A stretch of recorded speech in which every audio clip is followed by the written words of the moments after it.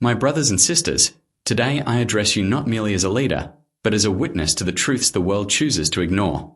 I speak of something so potent, so sacred, and so misjudged that it rattles the hearts of kings and emperors. I speak about Islam, and I speak about the principles that have directed me, directed our people, and directed countless generations who have walked this earth in pursuit of justice, in pursuit of truth, in pursuit of dignity. When I spoke of Islam, the world listened. Yet there were ears that shuddered, ears that did not wish to hear, ears belonging to those whose ambitions are fed not by faith, but by a hunger to dominate, to control, to warp the sacred into instruments for their own authority. Among them, one name emerges: Mohammad bin Salman. Yes, the crown prince. Seated in his palace, enveloped by wealth and influence, hearing words he never expected to hear from an African soldier, a man who speaks directly, without fear, without pause. My message was simple, yet profound. I reminded the world that Islam is not a weapon, and it was never intended to be. It is not a tool to force people to your will, nor is it a mask to conceal the aspirations of the powerful. It is not a mechanism to crush voices, to quiet dissent, or to excuse oppression under the mask of piety. True Islam is not measured by the luxury of your palace, the might of your armies, or the control you exert over the weak. It is measured by how you act when no one sees, by how you treat those who cannot defend themselves, by how you deliver justice when the world anticipates compromise. Islam, true Islam, is a faith of justice, a faith that does not yield to corruption or intimidation. It is a faith that elevates the oppressed, safeguards the vulnerable, and confronts those who use their power to dominate rather than to serve. It is a faith that calls on leaders to lead with honesty, to act with integrity, to place the people's welfare above personal profit. It demands that those who claim to guide others find the courage to face wrongdoing, even when it is easier to turn away, even when the world murmurs that silence is safer than truth. Islam is also a faith of compassion. It teaches that our duty is not only to God but to humanity, to our brothers and sisters, to the stranger, the orphan, the widow, and the destitute. Compassion is not just a feeling. It is action. It is the laws we enforce, the choices we take, the mercy we offer, and the protection we grant to those who have no shield. Compassion is the light that reveals hypocrisy, that cuts through the mirages of grandeur that reminds even the most powerful that their riches and status are no replacement for empathy and moral courage. And Islam demands courage, not cowardice. Courage to speak when the mighty are wrong. Courage to stand when the path is perilous. Courage to act when inaction would be simpler. It demands that leaders resist the lure to twist truth for convenience. Resist the urge to manipulate religion for personal gain. Resist the arrogance that whispers, "I am above accountability." True courage, the courage Islam teaches, is not for show. It is not the posturing of a ruler speaking to his court. It is steadfast. It is resolute. It is willing to face the uncomfortable truth, to challenge the powerful, and to risk personal safety for the sake of justice and righteousness. And when I said this, I did not whisper. I did not speak in puzzles, nor did I wrap my words in uncertainty to protect myself from the anger of the powerful. I declared it openly, publicly, and without regret. I declared it before those who thought they could manipulate faith for personal ambition. I declared it in a world accustomed to leaders who use religion as a shield for oppression and a sword against the innocent. I declared it boldly because truth cannot be muted, because justice cannot be delayed, because the people deserve a voice that speaks clearly and firmly even when it shakes the foundations of power. And in that declaration, I reminded every listener that faith is not negotiable. Integrity is not optional, and righteousness cannot be purchased or silenced. Islam, in its essence, belongs to the people. It is the compass that directs actions, the standard by which leaders are judged, the moral force that cannot be stolen by ambition, wealth, or fear. To deny this truth is to betray not only the people but the very principles that faith demands. I spoke of the dignity of every human being, and I said that no throne, no crown, no oil wealth can justify the oppression of our brothers and sisters in the name of religion. I said that the sacred teachings of Islam demand fairness, demand accountability, demand that the rulers themselves be judged not by their wealth but by the integrity of their actions. And in those words, I could see the reaction spread across continents. I could see the unease. I could see the rage. Mohammed bin Salman in his lavish halls, surrounded by gold, marble, and the trappings of unimaginable riches, could not contain himself. The echoes of my words found him across borders, across deserts, across oceans, and they disturb him in ways no wealth or security ever could.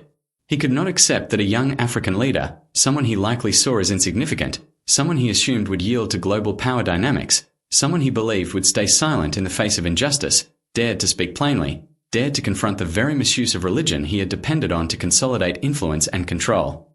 He could not accept that the truth, spoken clearly and firmly, could strike deeper than the drums of his PR campaigns, deeper than the carefully staged displays of wealth, deeper than the armies ready at his command. My words were not veiled in diplomacy or flattery. They were unvarnished. They were direct. And in that clarity, they carried a force that no palace, no throne, no entourage could protect him from. He could not grasp that faith, when wielded with honesty and principle, resonates with the hearts of believers in a way mere spectacle never can. The splendor of his palaces, the strength of his armies, the sway of his advisers, none could match the simple power of truth. Because truth does not bend. Truth does not fear scrutiny. Truth does not need validation from wealth or titles. And when the people hear it, when the faithful recognize it, it becomes a force that even kings cannot extinguish. He could feel the tremor of accountability that comes from being confronted by someone who refuses to be intimidated. The young African leader, he realized, was not a man to be swayed by fear or seduced by power.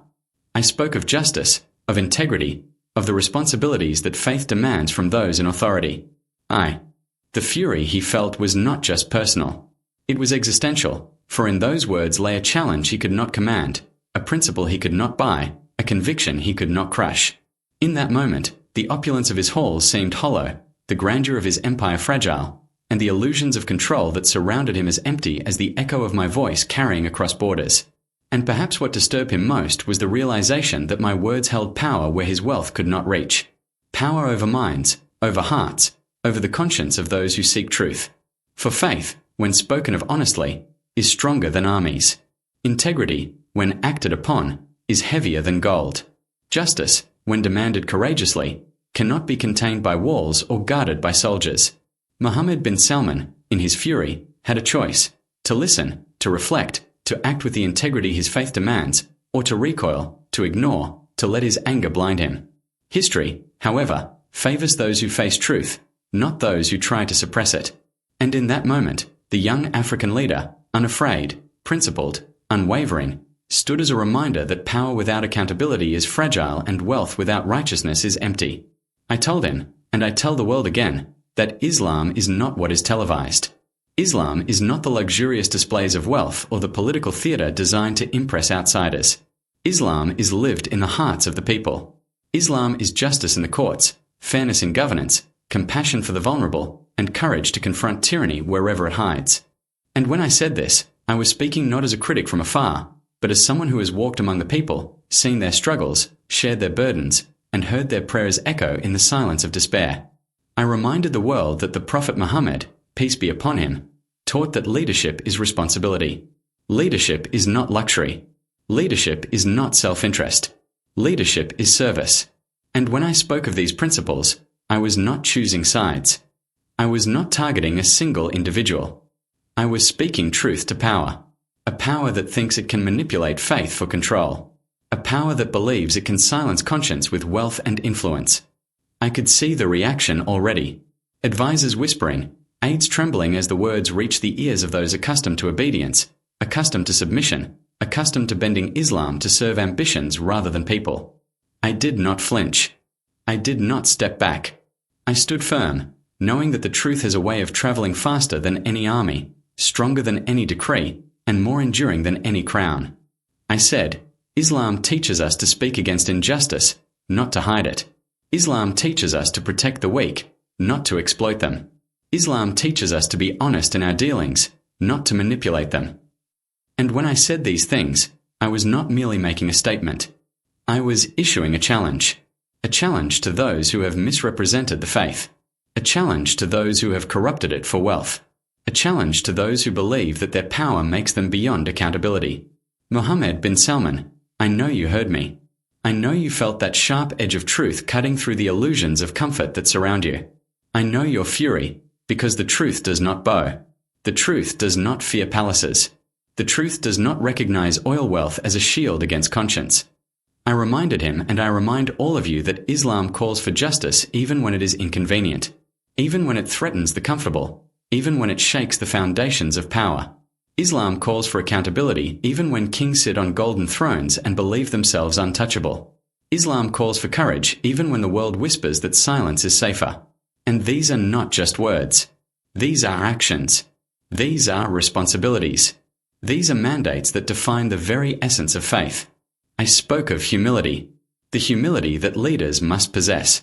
The humility that recognizes that wealth is fleeting, that power is temporary, that influence fades, but the righteousness of one's actions endures forever. I said that no kingdom, no palace, no army can substitute for integrity. I said that if you lead without justice, you lead into darkness. And no amount of oil, no amount of gold, no amount of spectacle can light that path again. I could see the reactions forming not just in palaces but across the corridors of global power. There is discomfort when someone speaks plainly. There is alarm when someone speaks with conviction.